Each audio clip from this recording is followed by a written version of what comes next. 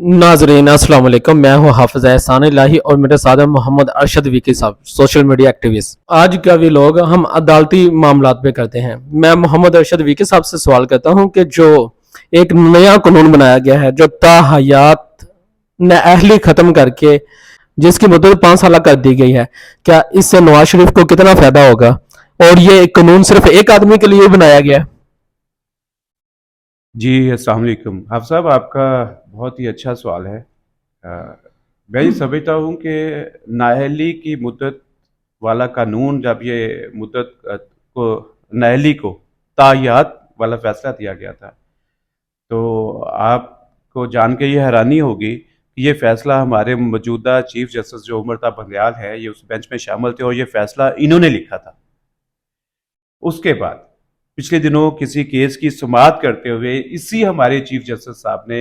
ये वाला बयान भी दिया, ये वाले इनके अल्फाज थे कि ये ताहयात नाअहली वाला कानून जो है ये ड्रैकोनियन लॉ है।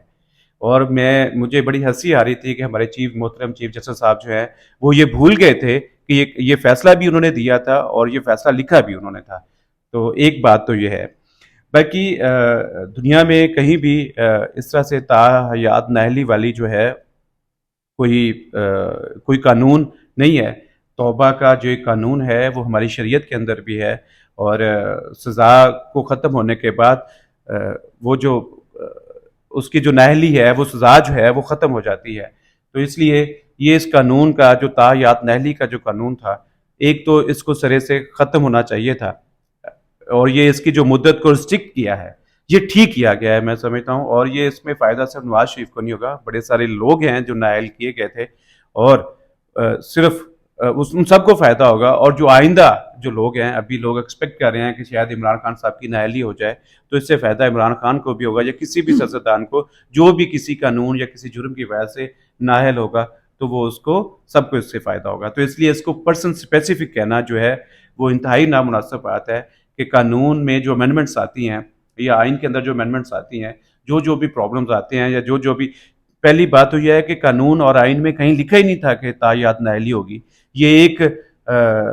एक सुप्रीम कोर्ट के एक बेंच जो था, मैंने अभी बताया कि जिसमें ये हमारे मौजूदा चीफ जस्टिस भी थे, तो उन्होंने ये फैसला दिया था कि जो ये नाअहली है ये ताहयात होगी, क्योंकि आइन के अंदर कोई मुद्दत स्पेसिफिक नहीं थी। तो उसको मुद्दत को जो स्पेसिफिक किया गया है 5 साल, तो ये एक बेहतर फैसला है और हमें इस एंगल से बिल्कुल नहीं सोचना चाहिए। और जो ये इस तरह से सोच रहे हैं कि ये नवाज शरीफ को फ़ायदा देने के लिए किया गया है, तो वो डेफिनेटली इमरान खान साहब के सपोर्टर्स होंगे। और अगर वो भी साथ ये भी सोच रहे हैं कि इमरान खान साहब की नाअहली होगी, तो अगर उनकी भी नाअहली होगी तो उनकी भी 5 साल के लिए होगी। तो ये फ़ायदा जो है किसी एक बंदे के लिए नहीं है, ये एक बेहतर अमेंडमेंट है और उसको किसी को भी फ़ायदा होता है तो अच्छी बात है, उसमें कोई हर्ज वाली बात नहीं है। अच्छा, ये मेरा एक सवाल ये भी है कि जो रातों रात नायब कवानीन में तरमीम की गई है, जो दस्तखत कर दिया हमारे कायम मकाम सदर ने, तो इससे इमरान खान पे क्या असरात मुरतब हो सकते हैं? जी, नैब लॉ को एक बार फिर से अमेंड किया गया है। आपको पता होगा कि जब ये हुकूमत आई थी पीडीएम की, तो इन्होंने नैब लॉज को अमेंड किया था, तो उन पे बड़ी तनकीद हुई थी। तो ये तो नैब लॉज को ही अमेंड करने के लिए आए हैं। जी। तो ये नैब लॉज में जो अमेंडमेंट है वो भी इसी हुकूमत ने की थी और उस पे हुकूमत पे तनकीद भी बड़ी की गई थी। ये तो अपने केसेस ख़त्म करवाने के लिए आए हैं और ये अपने फ़ायदे के लिए सारे नैब लॉज जो है उसको पास कर रहे हैं। तो उसका जो सबसे बड़ा बेनिफिशरी साबित हो रहे थे वो अभी हुकूमत के इमरान खान साहब थे, वो उससे बेनिफिट ले रहे थे। ये हुकूमत के तो केसेस काफ़ी ख़त्म हो चुके थे, ये अपनी सजाएं भुगत चुके थे, ये अपने जो रिमांड थे, जिस्मानी रिमांड, वो पूरे कर चुके थे, ये जेलें भी भुगत चुके थे। तो बेसिकली ये था कि पहले अगर नैब जो है वो किसी को भी, जो कानून पहले था पिछली हुकूमत में जिसके तहत ये सारे लोग जिस कानून का शिकार हुए थे,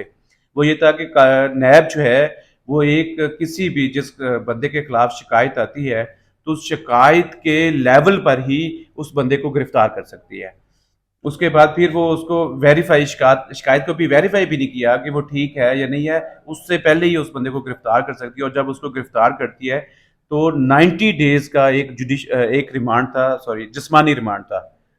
90 दिन का। तो 90 दिन के जिस्मानी रिमांड पर उसको रख सकती है। और वहाँ पे उस जिस्मानी रिमांड के अंदर या वहाँ पे वो बंदा जो है ना वो प्री अरेस्ट बेल अप्लाई कर सकता है और ना पोस्ट अरेस्ट وہ اپنی ضمانت جو ہے وہ لے سکتا ہے. تو یہ قانون تھا جس کو انہوں نے ختم کر کے یہ کیا تھا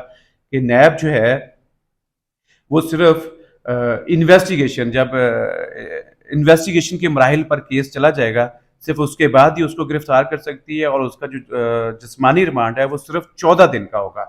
تو ابھی انہوں نے اس 14 دن کے ریمانڈ کو دوبارہ 30 دن کا کر دیا ہے. مطلب یہ ریمانڈ پہلے 90 دن کا تھا، اس کے بعد یہ قانون امینڈ کیا تو 14 دن کا کیا تھا، اور ابھی بھی 14 دن کو جو چینج کر کے تو انہوں نے اس کو صرف 30 دن کا کیا ہے. تو یہ ابھی بھی 300% کم ہے ریمانڈ جو اس سے پہلے تھا. تو ابھی یہ اس کا یہ مطلب نہیں ہے. ابھی میں رات کو سن رہا تھا اعظم نذیر طارق صاحب جو ہمارے وزیر قانون ہیں، تو وہ یہ کہہ رہے تھے کہ نیب کی طرف سے ان کو کافی یہ بار بار کہا جا رہا تھا کہ 14 دن کا، کیونکہ یہ وائٹ کالر کرائم ہوتے ہیں اور صرف 14 دن کے جسمانی ریمانڈ کے اندر اس کیس کو اسٹیبلش کرنا جو ہے وہ بہت مشکل ہے. تو یہ ٹائم کو تھوڑا بڑھایا جائے. تو وہ ڈیمانڈ جو ہے وہ 45 دن کی کہہ رہے تھے، اس کو 45 دن کر دیا جائے، لیکن ابھی حکومت نے اس کو پھر بھی 30 دن کیا ہے، جو اس کے مقابلے میں جو پچھلی حکومت میں جو 90 دن تھا اس کے مقابلے میں وہ پھر بھی بہت کم ہے. اور دوسرا اس میں جو میجر چینج آیا ہے وہ یہ ہے کہ جو بندہ چیئرمین نیب جو ہے وہ گرفتاری کے آرڈر کر سکتا ہے، وہ بھی انویسٹیگیشن سٹیج سے پہلے، لیکن وہ اس وقت صرف اس کو کنڈیشنل کیا گیا ہے جب وہ جس بندے کو بلاتا ہے انکوائری سٹیج پہ تو وہ کوئی رسپانس نہیں کرتا، وہ کوآپریٹ نہیں کرتا، جو بھی مبینہ کوئی بھی جس پہ بھی الزام ہو وہ حاضر نہیں ہوتا، وہ پیش نہیں ہوتا، وہ آتا ہی نہیں ہے، وہ بودر ہی نہیں کرتا، تو پھر اس کو انکوائری کی سٹیج پر گرفتار کیا جا سکتا ہے. اور اس میں بھی پھر آپ کو ایک الگ سے یہ آپشن ہے کہ جو بندہ وکٹم ہے اگر اس کو لگتا ہے تو وہ پری بیل اریسٹ بھی اپلائی کر سکتا ہے. اس کو اریسٹ سے پہلے بھی ضمانت مل سکتی ہے، اس کو اریسٹ ہونے کے بعد بھی ضمانت مل سکتی ہے. تو یہ ابھی بھی جو قانون امینڈمنٹس ہیں یہ وہ ویسی نہیں ہے کہ آپ اس کو یہ کہیں کہ جس طرح سے انہوں نے بھگتی ہیں حکومت نے جب یہ اپوزیشن میں تھے، تو یہ اس طرح کی بالکل نہیں ہے کہ یہ کسی بندے کو ٹارگٹ کر کے کیا گیا ہو. تو یہ امینڈمنٹس تھیں جس میں کافی زیادہ ریلیکسیشن دی گئی تھی، لیکن اب ان کو تھوڑا سا اسکروٹنائز کیا گیا ہے، وہ بھی نیب کی ریکویسٹ پر، تاکہ وہ جو ہے آسانی ہو سکے اور اس پہ اس کا کوئی نیب جو ہے بہتر سے اپنی پرفارم کر سکے. باقی جو راتوں رات اپروو کروانے والی بات ہے تو یہ واقعی ایسی بات ہے کہ یہ پرسوں رات کو یہ اپروو کیا گیا ہے قانون کو. رات کو 11 بجے اس کی خبر آئی کہ جو قائم مقام اور کل جو ہے حج سے واپس آ رہے تھے ہمارے صدر جو ہیں، اور جو ہمارے قائم مقام صدر جو ہمارے چیئرمین سینٹ بھی ہیں صادق سنجرانی صاحب، انہوں نے اس قانون کو پاس کیا ہے. تو ہو سکتا ہے ابھی آپ کو پتہ ہے کہ انہوں نے بھی قانون پاس کیے ہیں جو ہمارے موجودہ صدر ہیں، تو ہو سکتا ہے یہ بھی اس قانون کو پاس کر دیتے، لیکن پھر بھی کچھ قانون انہوں نے روکے بھی تھے. اور آپ کو پتہ ہے کہ یہ ہماری وہ ان کی جو دوسری پارٹی کے صدر ہیں تو ان کے ذہن میں تک ہو سکتا ہے کہ یہ قانون کو ڈیلے کریں یا ٹائم لگائیں، تو انہوں نے اس قانون کو اسی جو قائم مقام صدر ہے اس سے پاس کروا لیا. تو اس میں کوئی اتنی بڑی بات نہیں ہے. ہمارا قانون اور آئین جو ہے اجازت دیتا ہے، جو ہمارا قائم مقام صدر ہوتا ہے اس کے پاس وہ پورے سارے اختیارات ہوتے ہیں جو ہمارے صدر کے پاس ہوتے ہیں، اور وہ قانون کو پاس کر سکتا ہے. باقی یہ ہے کہ یہ اس کے کچھ 60 کتنے دن ہوتے ہیں، 3 مہینے ہوتے ہیں، 120 دن ہوتے ہیں، 120 دن کے اندر اندر یہ اسمبلی سے دونوں سیشن سے ان کو پاس کروانا ہوتا ہے، سینٹ سے اور اسمبلی سے. اور جب یہ پاس ہو جائے تو ٹھیک ہے، ورنہ یہ قانون آٹومیٹکلی 120 دن میں ختم ہو جاتا ہے. اچھا، کیا ہماری عدالتیں بے وقت ہو گئی ہیں کہ ان کے فیصلے کوئی بھی نہیں مان رہا اور ان کے فیصلے مانے ہی نہیں جا رہے؟ جی یہ بھی بہت ہی آپ کا امپورٹنٹ کویسچن ہے. عدالتیں جب بے وقت ہوتی ہیں تو اس میں کسی اور کی غلطی نہیں ہوتی. عدالتوں میں بیٹھے ہوئے جو لوگ ہوتے ہیں ان کی اپنی ہی غلطیاں ہوتی ہیں. اور جس طرح سے متعدد بار جو ایک ڈیمانڈ آئی سپریم کورٹ کے اندر سے آئی، ججوں سے آئی، پولیٹیکل پارٹی سے آئی، حکومت سے آئی، اداروں سے آئی کہ جی اس کو فل بینچ جو ہے بنا دیا جائے، تو متعدد بار ڈیمانڈ کے باوجود ایک بار بھی فل بینچ نہیں بنایا گیا اور ایک اسپیسیفائڈ بینچ بنا کے فیصلے کیے گئے. تو پھر ان فیصلوں کو جب کوئی ایکسیپٹ ہی نہیں کرتا، آپ کے اندر بیٹھے ہوئے عدالت میں بیٹھے ہوئے آپ کے جج ان فیصلوں کو جب وہ اس پہ ان کے خلاف بات کرتے ہیں، تو پھر ظاہری بات ہے کہ اس کو پھر اور اس پہ کتنا لوگ ٹرسٹ کریں گے، اس عدالت پہ کتنا اعتماد کریں گے، ان فیصلوں کی کیا وقت رہ جائے گی. تو یہ آپ ٹھیک بات کہہ رہے ہیں کہ ہماری عدالتوں کی وقت، بلکہ ابھی میں دیکھ رہا تھا کہ آج ہمارے جسٹس طارق مسعود صاحب جو ہیں ان کے ایک نوٹ میں انہوں نے بھی یہ لکھا ہے کہ یہ متعدد بار جو ایک فل بینچ کی جو ڈیمانڈ کی گئی تھی اس کو پورا نہ کیا گیا، جس کی وجہ سے عدالتوں نے اپنی وقت جو ہے اور وہ اس کو خراب کیا ہے، اور ان کے فیصلے جو ہیں ان پہ امپلیمنٹیشن اس طرح سے نہیں ہو سکی، کیونکہ وہ سارے فیصلے جو ہیں کنٹروورشل ہو گئے ہیں۔ تو اس کا کوئی اور ذمہ دار نہیں ہے، صرف عدلیہ کے اندر بیٹھے ہوئے لوگ، اور سب سے بڑھ کر جو چیف جسٹس جس کے پاس اختیار ہوتا ہے فیصلے کرنے کا، بینچ بنانے کا، کیس لگانے کا، تو وہ جب وہ بینچ لگاتے ہیں تو پھر وہی ذمہ دار ہیں عدلیہ کے بے وقت ہونے کے۔ اور ایک اور بہت بڑی بات ابھی میں دیکھ رہا تھا، نوٹ لکھا ہے اس میں ہمارے جو ہیں، ایک اور ابھی میں دیکھ رہا تھا کہ ہمارے جو دوسرے محترم جج ہیں سپریم کورٹ کے، انہوں نے بھی، جسٹس منصور علی شاہ، انہوں نے ایک نوٹ لکھا ہے، انہوں نے یہ کہا ہے کہ یہ جو سپریم کورٹ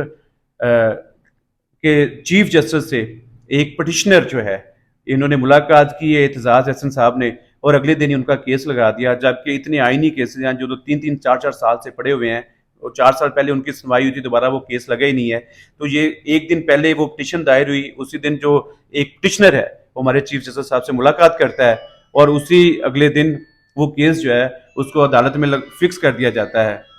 تو یہ بڑی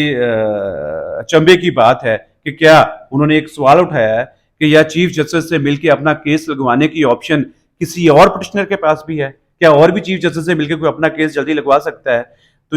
میں یہ سمجھتا ہوں کہ چیف جسٹس جو موجودہ چیف جسٹس صاحب ہیں، محترم چیف جسٹس صاحب، وہ ان سارے معاملات کے اکلوتے ذمہ دار ہیں، کیونکہ انہوں نے اکیلے یہ فیصلے لیے ہیں بغیر کسی سے مشورہ کیے ہوئے، اور یہ سب کچھ جو کرتا ہے، جو اپنے اختیارات کا مس یوز کرتا ہے، وہ اس کا پھر ذمہ دار بھی ہوتا ہے۔ تھینک یو ارشد بھائی۔ جی بہت شکریہ جی۔